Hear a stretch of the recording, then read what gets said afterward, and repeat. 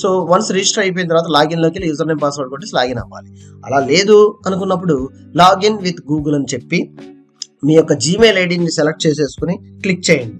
ఇక్కడ జీమెయిల్ ఏం చేస్తుంది, కంటిన్యూ చేయడానికి ఆథరైజేషన్ అడుగుతుంది. ఎస్, కంటిన్యూ చేయండి.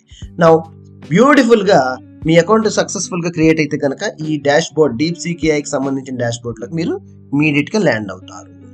ఇప్పుడు సింపుల్గా దీని గురించి చెప్పాలంటే మెసేజ్ DeepSeek అంటున్నారు చూసారా, అక్కడ మీరు టెక్స్ట్ మెసేజ్ లాగా DeepSeek.AIకి పంపిస్తే, అంటే మీ సందేహం ఏంటి, మీరు ఏం తెలుసుకోవాలనుకుంటున్నారు, అంటే లైక్ మీరు స్టూడెంట్ అయితే ఏం నేర్చుకోవాలనుకుంటున్నారో ఆ సందేహాలను నివృత్తి చేసుకోవచ్చు.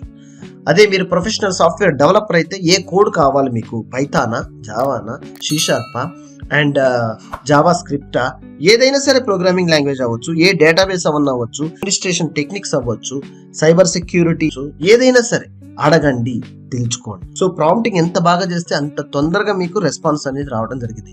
ఒకవేళ నాకు అంత ప్రాంప్టింగ్ సరిగ్గా రాదు, మరి నేను ఎట్లా అసలు ప్రాంప్ట్ ఎట్లా చేయాలో అడగండి. ప్రాంప్టింగ్ ఎలా చేయాలి, వచ్చినట్లు నచ్చుకున్నదాన్ని ఎంచుకోండి, అడగండి. మళ్ళీ ఆ విధంగా కంటెంట్ ప్రిపేర్ చేయడానికి మిమ్మల్ని మీరు క్వశ్చన్ వేసుకుని ఆగకుండా ChatGPT లాగా AI టూల్స్ని అడగండి. అదేవిధంగా DeepSeekను కూడా అడిగి తెలుసుకోండి.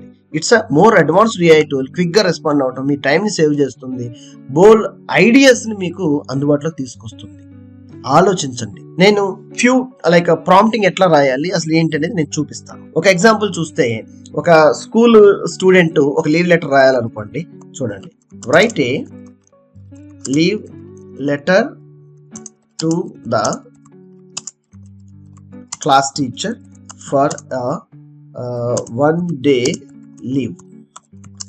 ఏమండి, చూడండి చాలా సింపుల్గా ఎంటర్ క్లిక్ చేస్తే ఆ మెసేజ్ మన AI టూల్కి సబ్మిట్ అవుతుంది జరుగుతుంది.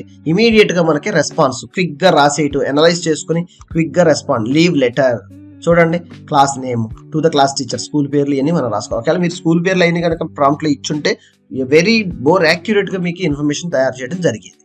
ఓకే, సో ఇవి తీసేసి మీ స్కూల్ పేర్లు వేసుకోవటమే. అక్కడ respected sir madam, I'm writing to enable to attend the classes అని పర్సనల్ రీజన్ ఏంటి, ఆ రీజన్ అనేది స్పెసిఫై చేసుకుని మీరు ఈ లెటర్ని కంప్లీట్ చేసేయచ్చు. ఈ లెటర్ కనుక మీకు కావాలనుకుంటే ఏం చేయాలి, కాపీ, ఇక్కడ క్లిక్ చేస్తే కాపీ వచ్చేస్తుంది.